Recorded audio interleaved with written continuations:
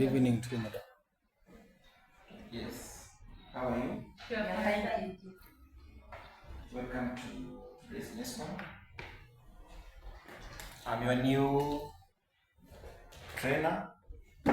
My name is Trainer Ben.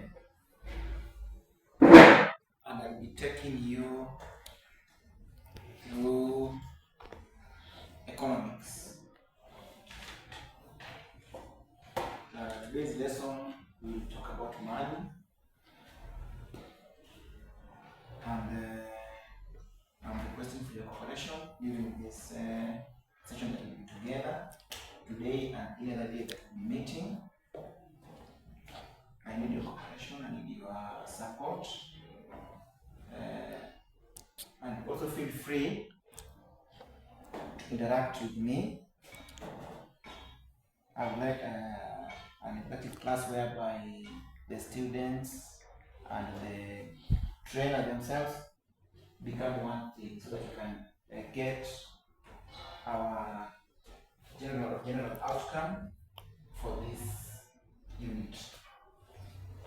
Today is First July. Today is 1st July 2026.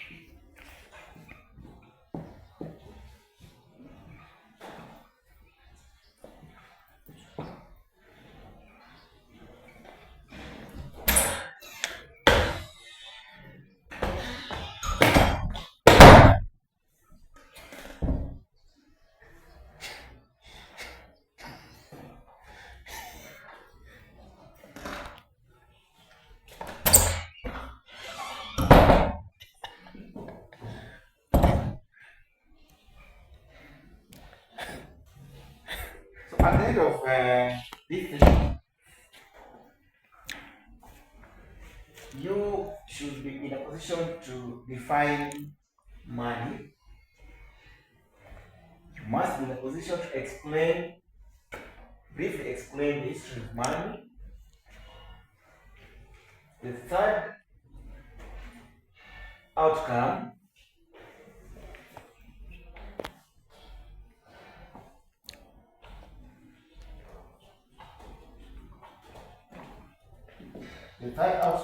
you should be in a position to highlight the different functions of money, and then finally you must be in a position to describe the few characteristics of money. Have we seen the learning outcomes that we are expected to have at the end of the session today? Yes. Definition of money, history of money, functions of money, and then finally the characteristics of money. So we start with the definition.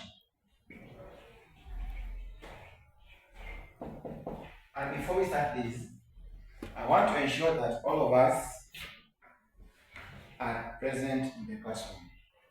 So if I call your name, you acknowledge. Elsie Chebet. Elsie Chebet. Present. Gloria Kumu. Present. Milka Diambo. Present. Janet Njeri. Present, sir. Sharon Shaban. Appear. Present. Gloria Pedro. Yes. Thank you. All of you are present. Thank you. So I want to take few minutes of your time. You think about money.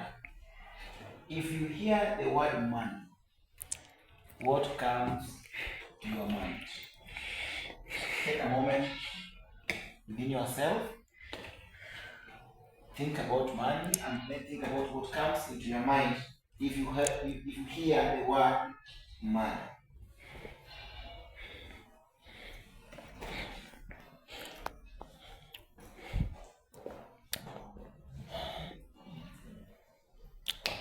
Yes, class. Through volunteering, but I'll be picking. Raise up your hand and I'll be picking. Who can give us a brief definition of money? Yes, madam. Okay, I can say money is anything that is acceptable by people as a medium of exchange for buying and selling goods and services, and also for settling debts. Good definition, good attempt. Another definition from the class. Yes, madam. I can further say that money is anything that is generally accepted as a medium of exchange for goods and services and for settling debts. Very correct. So from the two definitions that we got from you, we can all attest that money must be generally accepted.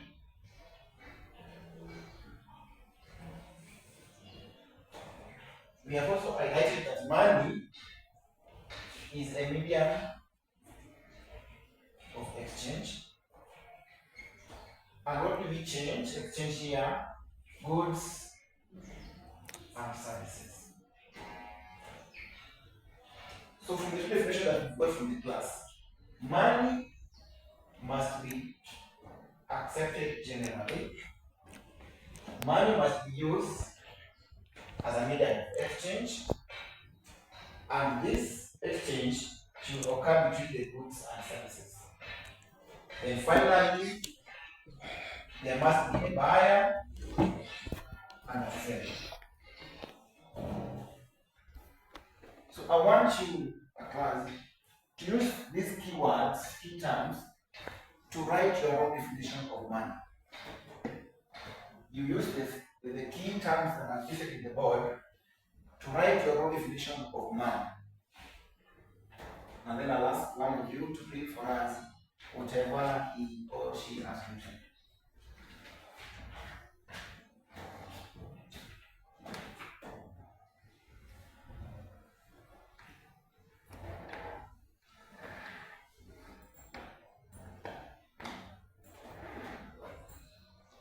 Yes. So one of you shall not let us read to us what you've written.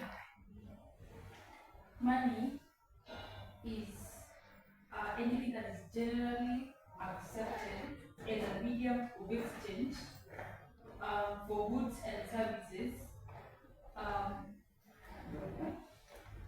Yes, for goods. Let's start from her. Thank you. So our first outcome is done. The definition of money. And I'm very sure that right now, if you go back to the house or to where you live, then you can be in a position to explain to a layman what money is. Maybe somebody is seeing something calling it money, but maybe that's not the definition of money. So we want to look at the second learning outcome, which is to explain the history of money.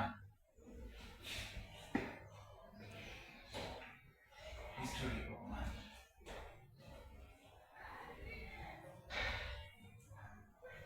History of money.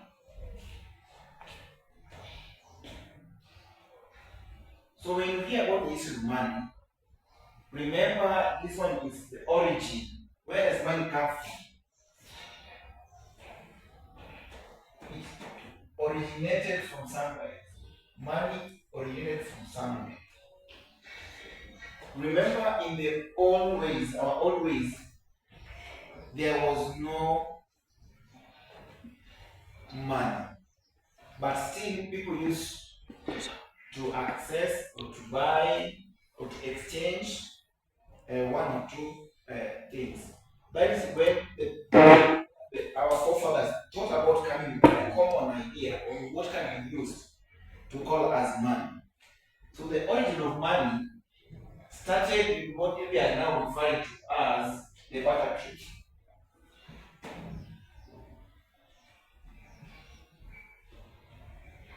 Barter trade. I'm sure that from the class you can be able to tell what barter is. So Madam S, what comes to your mind when you see barter trade? You can give an example from the background where you come from. Barter trade is the exchange of goods with goods. Very, very correct. Barter trade happens when you exchange a good with another good or with a service. It can be service for service, good for service, or service for good. You understand this? An example of barter trade. Remember, this happened in the ancient, long ancient days. In this case, there was no paper money, there was no coins money, but people still barter traded, whereby they were exchanging goods with other goods. An example, you want a cloth, you want a dress, you want a cloth, and you don't have the cloth. So someone else will come in and give you 2 kgs of beans in exchange of a cloth, maybe a trouser. So you need a trouser, and the other person needs beans. You need a trouser, and the other person needs beans. So you look for a person who has the same thing that you need. Remember, you want this, and he has that. That's how the barter trade used to occur. You go to a marketplace, he has come with a cow, and you need a goat. He also need a goat, and he need a cow, and he has come with a goat. So all of you must be having the same need and same service that you're going to offer. Are you seeing that? Whereby you need a cow, but you have a goat. You need a goat, and you have a cow. So all of us must be having the same need and same wants for it to happen. And that is why we came from barter trade now to the money, because it was not easy to get the exact item that the buyers or the sellers have or want. The main thing that occurred because of barter trade was that, and thereby we came from barter trade, and then therefore we moved to what we are calling the commodity money. Okay.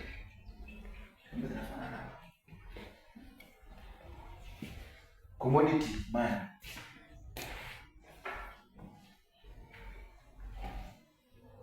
So to overcome the problems of barter trade, people began using items as money. That one is self-explained. The third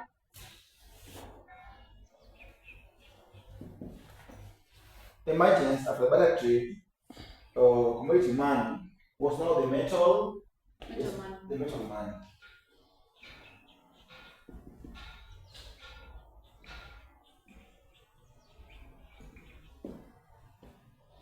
So I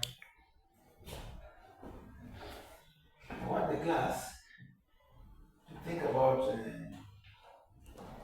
metal money in a group of in groups of 3. Think about metal money, and then you answer the class what is metal money.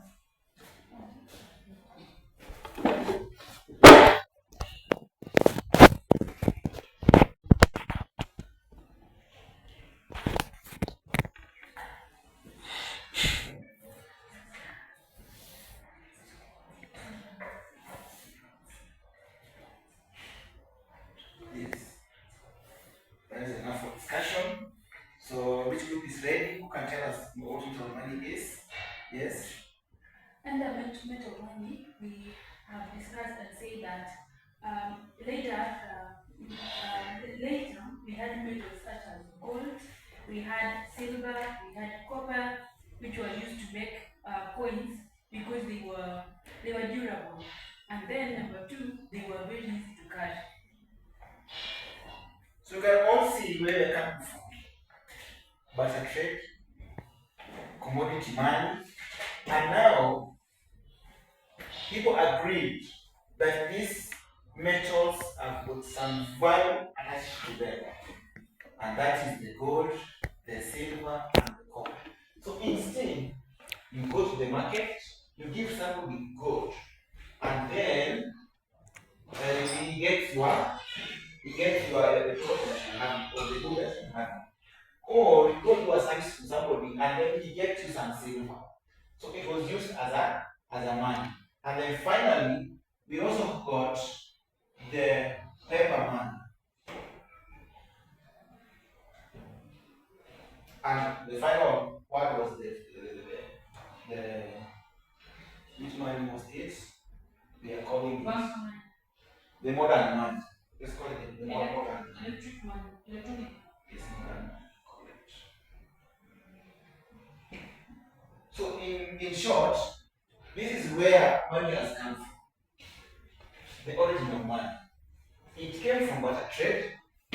We moved to the commodity money. We came to the metal money. After the metal, then became paper. And then now, we have the modern money. For example, if you check at the investor balance, that is what they are calling the modern money. It is not physical, but it is there. Our second learning outcome has been achieved. I want us now to go to the second last outcome.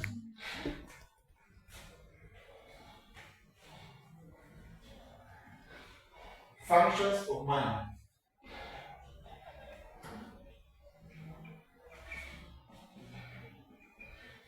Functions of money. So we all know that money does a number of functions. And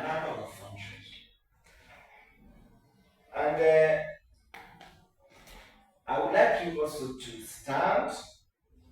Yes. You stand on your feet, and then you give us one function of money, and then you sing it.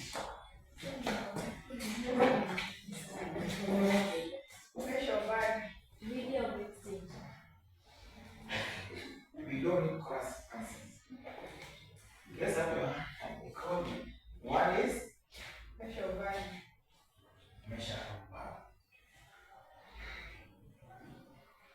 You can see it. So you want to explain what the measure of value is. Yes. Okay, under measure of value, I can say that it can be stored and it can be saved and used for future and used in the future. Correct. You can see it. Another function? Medium of exchange. Medium of exchange. Yes, medium of exchange. Who can explain this? Yes? When we say the medium of exchange is used to buy and sell goods and services. Very much correct. Clap for her. Another function? Store of value. Store of value. Store of value. Explanation for this? Okay, you can store money to be used in future. You can sit down. Very, very correct. Yes. Money has a number of functions. as the class has mentioned, money can be used to store value. For example, you have gold. Gold is money. You can store it for many years. Money can be used to measure value. For example, this is my laptop. How do you know the value of this? You are going to give us the value in terms of dollars or in terms of Kenyan shillings.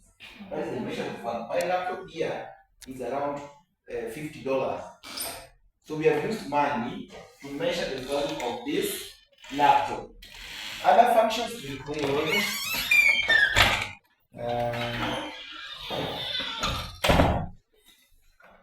transfer of value. Transfer of value. This is whereby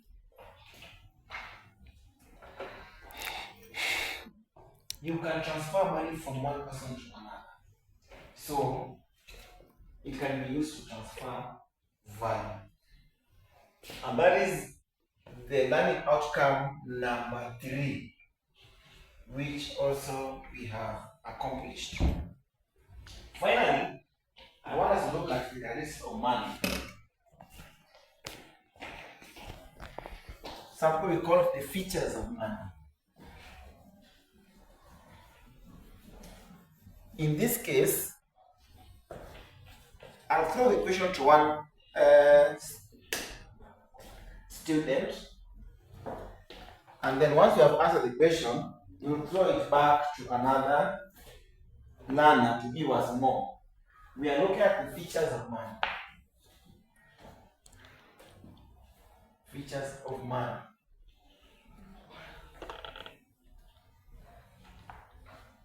So you answer one question and then you throw to your fellow learner to give us more. So we'll start from which side? We can start from her. You give us one feature and then you throw it to any other member of the class.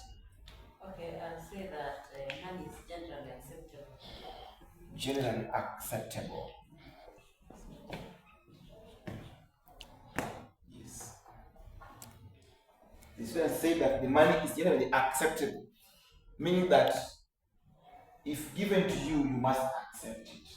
We must agree that this is the money, this is the money that we have to use. For example, the US dollar, it is accepted worldwide. The Kenyan shillings is accepted within maybe East Africa, but if you go somewhere, then you have to exchange it to the within a nation, for example. But a dollar, a pound, I think, is universally accepted. So money is generally accepted. So through the question of another person, to give us another feature, second feature. I'll throw it to Mobile. Yes, madam. Portable. Money is portable. Means it can be carried easily. Very much correct. Money must be carried easily. You can carry money from here to Mombasa to whatever place, and it's not bag. It's portable. You can put inside your bag. The other day we found somebody in Kitui with 200 something million, and it's something that you can easily carry. Millions. So money is very much portable. Correct. Yes. To another person. The ball is the last maker. Milk at the ball. Money is divisible. Can you explain this? You can divide money into smaller units. Example? So you can divide 100 bob into 250. 250. Which one? Yes. Yes. Cents on top. Yeah. Which one? Money is divisible. You have 1,000 is equivalent to 2 500s. 500 is divisible to plus. So your money we can be able to divide it into smaller units, but still the value will remain the same. Correct? So the question to someone else? I throw it to Pamela. Yes, Pamela. Money is durable. Money is durable. Money is durable. In this case, what do you mean? It can last for a long time. Yes. Like, I don't know the last time they changed the currency of Kenya. Before this note that we are using right now, they were using the Jirongo. Is it the Jirongo note? I remember the time Jirongo was the finance minister. That was some years and years back. So right now, we are using the animals.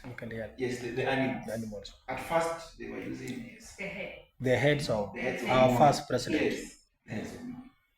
Your time. Asukuna 1000 ya kitambo uko nayo? Yes. Niko nayo. So I want us to wind our class today. I want us to